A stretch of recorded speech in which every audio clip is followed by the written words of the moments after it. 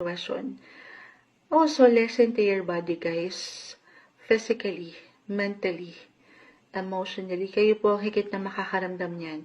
Tapikin ang inyong mga balikat.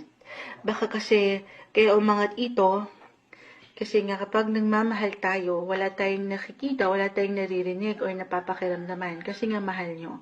Kahit na minsan pagod na ang ilan or napapagod na. Alam ko may hugot yon para po yun sa ilan na merong pinagdadaanan sa relasyon, couples in a relationship especially.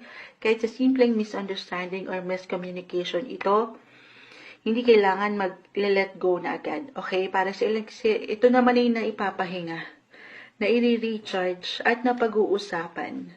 Pero nasa timing lang po. Okay, lalo kung confused kayo ngayon, baka kasi dyan lalo kayong mag-struggle. Lalong, meron pang ilang clouded judgment or nagiging malabo ito ngayon eh.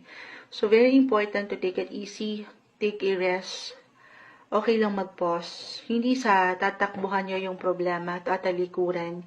Pero, sabi ko nga, una't huli, ano man ang pagdaanan nyo, pinagdadaanan sa buhay relasyon, piliin nyo ang maging masaya. Happiness.